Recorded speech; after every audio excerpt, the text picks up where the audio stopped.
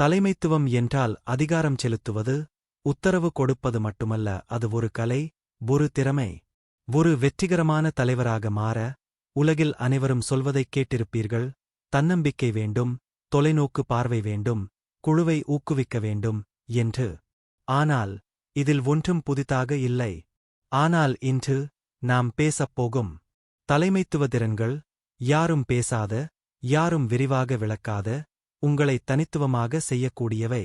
நீங்கள் ஒரு நிறுவனத்தில் மேலாளராக இருந்தாலும், ஒரு தொழிலாளராக இருந்தாலும், உங்கள் வாழ்க்கையில் வெற்றி பெற இந்த 7 அடிப்படை தலைமைத்துவக் கலைகளை நீங்கள் கற்றுக்கொள்ள வேண்டும். திறன் 1.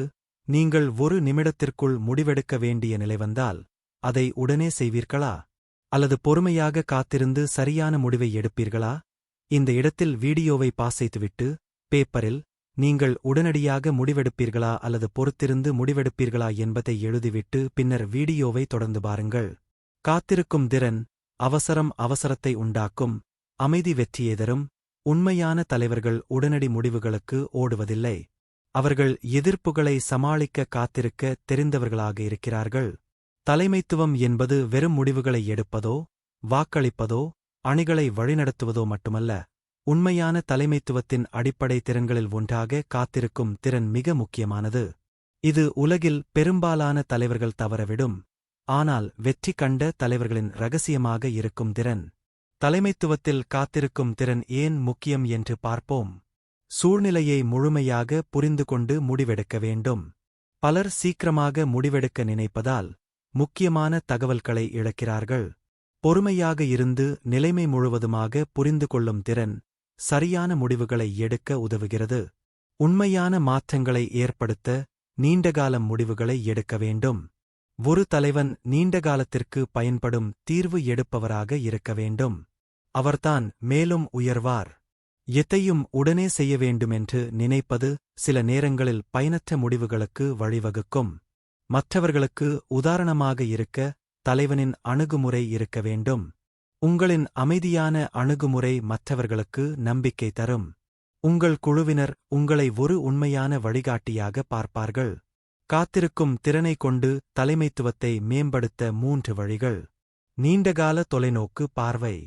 சிறிய தோல்விகளை பெரிதாக எடுத்துக் கொள்ளாமல் தொலைநோக்கு பார்வையில் பார்க்க வேண்டும்.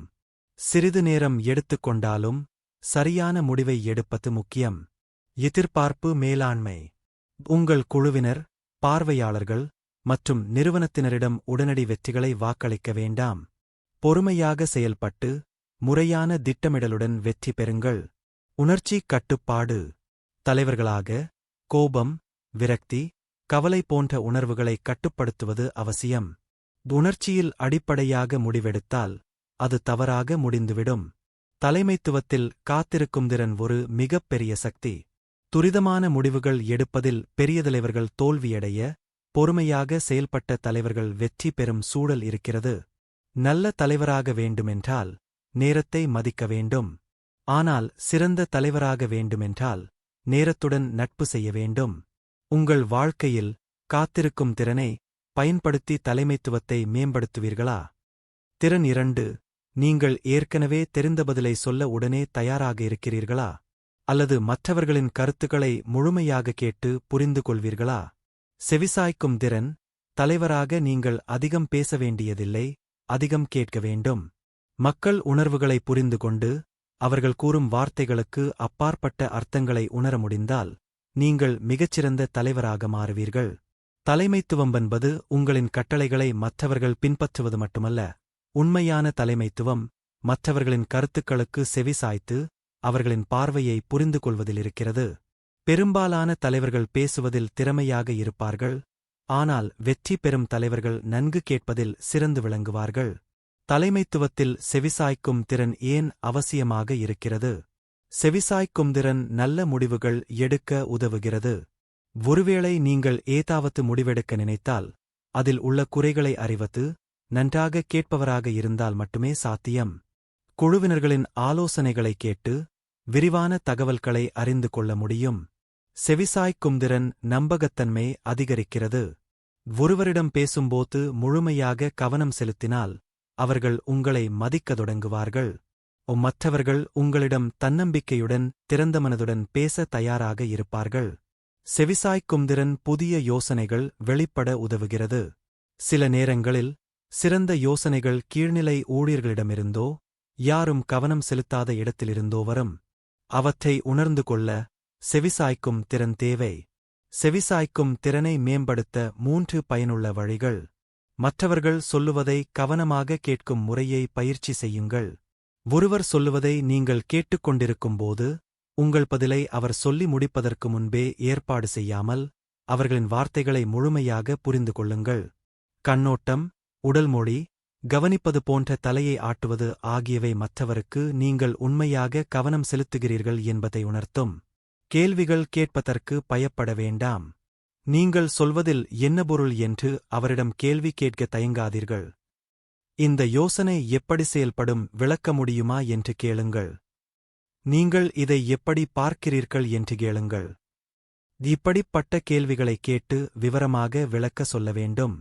மற்றவர்களின் உணர்வுகளை உணர்ந்து கொள்ளுங்கள். செவிசாய்ப்பது என்பது வார்த்தைகளை கேட்பதற்கும் உணர்வுகளை புரிந்து கொள்வதற்கும் இடையில் உள்ள ஒரு பாலம். எதையும் சாமர்த்தியமாகக் கேட்க வேண்டும். பதில் சொல்வதற்கு முன் அவர்கள் எதை உணர்கிறார்கள் என்பதை புரிந்து கொள்ள வேண்டும். நல்ல தலைவராக இருக்க வேண்டும் என்றால் நல்ல பேச்சாளராக இருப்பதை விட சிறந்த கேட்பவராக இருப்பது மிக முக்கியம். மிகச் சிறந்த தலைவர்கள் அதிகம் பேசுவதில்லை, அவர்கள் அதிகம் கேட்கிறார்கள். இனிமேல் நீங்கள் உங்கள் குழுவினரிடம் பேசும்போது உண்மையாக செவிசாய்க்க முயற்சிப்பீர்களா? திறன் 3. குழப்பமான சூழ்நிலையில் நீங்கள் பயந்து நிற்பவரா? அல்லது அதை அனுபவித்து புதிய வழிகளை உருவாக்குபவரா? குழப்பத்தை அணுகும் திறன். குழப்பங்கள் வரும்போது உண்மையான தலைவர்கள் தோன்றுவார்கள். பெரும்பாலானோர் குழப்பத்தில் சரிந்து விடுவார்கள். ஆனால் ஒரு சிறந்த தலைவர் அதில் இருந்து திட்டமிட்டு முன்னேறும் வழிகளை காண்பார். தலைமைத்துவத்தில் மிகவும் முக்கியமான திறன் குழப்பத்தை சமாளிக்க தெரிந்து கொள்வது. வாழ்க்கையில் பல சந்தர்ப்பங்களில் காரியம் எப்படிச் போகும் என நாம் எதிர்பார்ப்பது போல நடக்காது. திட்டமிடாமல் ஏற்பட்ட பிரச்சினைகள், அனுபவமற்ற குழுவினர், திட்டவட்டமற்ற சூழ்நிலைகள், இவை அனைத்தும் குழப்பத்தை உருவாக்கும். ஆனால் உண்மையான தலைவர்கள் குழப்பத்தின் மத்தியில் தெளிவாக செயல்படுபவர்களே. குழப்பத்தை சமாளிக்க தெரிந்து கொள்வது ஏன் முக்கியம்? குழப்பமான சூழ்நிலையில் உள்ளவர்களுக்கு வழிகாட்ட வேண்டும் என்றால் தோல்வியோ பயமோ இல்லாமல் தீர்வுகளை வழங்க வேண்டும். தெளிவான முடிவுகள் எடுக்க உதவும். குழப்பம் என்றதும் பலர் முடிவெடுக்க அச்சப்படுவார்கள். ஆனால் தலைவராக இருக்கும் நீங்கள் சாந்தமாகவும் உறுதியுடனும் இருக்க வேண்டும். குழுவினருக்கு உங்களை நம்பும் நம்பிக்கையை ஏற்படுத்தும். குழப்பம் என்றால் அபாயம் மட்டுமல்ல, அதில் நிறைய வாய்ப்புகளும் இருக்கிறது. புதிய யோசனைகளை கொண்டுவர இந்த சூழ்நிலைகளை பயன்படுத்தலாம். நெருக்கடியான நேரங்களில் புதிய அணுகுமுறைகள் கண்டுபிடிக்கலாம். குழப்பத்தை அணுகும் 3 முக்கிய வழிகள். மனதில் அமைதியை கொண்டுவர பழகுங்கள். நெருக்கடி நேரங்களில் எல்லோரும் பதற்றம் அடையும்போது நீங்கள் மட்டும் அமைதியாக இருக்க வேண்டும்.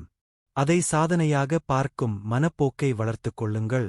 உண்மையான தலைவர் தனது உணர்வுகளை கட்டுப்படுத்தத் தெரிந்தவராக இருப்பார். ஒழுங்கற்ற விஷயங்களை சீராகப் பகுப்பாய்வு செய்யுங்கள். இந்த சூழ்நிலையில் என்ன நடந்து கொண்டிருக்கிறது? என்ன காரணமாக இந்த குழப்பம் ஏற்பட்டது? சமீபத்திய முடிவுகள் என்ன? எந்த விஷயங்கள் எனது கட்டுப்பாட்டில் உள்ளன? இப்படிப்பட்ட கேள்விகளை உங்கள் மனதிற்குள் கேட்டால் நிறைய பயனுள்ள விடைகளை கண்டுபிடிக்கலாம். தீர்வுகளுக்கு முன்னுரிமை கொடுங்கள். குழப்பமான சூழ்நிலையில் எல்லா பிரச்சினைகளையும் ஒரே நேரத்தில் தீர்க்க முடியாது. முதலில் எதைக் கவனிக்க வேண்டும்? எந்த விஷயத்தைத் தள்ளி வைக்கலாம்? இதை புரிந்து கொள்வதே வெற்றிக்கான முதல் படி. குழப்பமான சூழ்நிலையில் நீங்கள் எப்படி செயல்படுகிறீர்கள் என்பதைப் பொறுத்தே நீங்கள் ஒரு உண்மையான தலைவரா இல்லையா என்பதை தீர்மானிக்க முடியும். குழப்பத்திற்குள் விழுந்துவிடாதீர்கள். அதிலிருந்து ஒரு சிறந்த சூழ்நிலையை உருவாக்குங்கள். இந்த வாரம் உங்கள் வாழ்க்கையில் உள்ள குழப்பங்களை ஒருமுறை ஆழமாக பாருங்கள். அதை சமாளிக்க உங்கள் திட்டம் என்ன? நண்பர்களே, மீதமுள்ள 4 திறன்கள் அடுத்த வீடியோவில் பார்ட் 2வில் பார்க்கலாம்.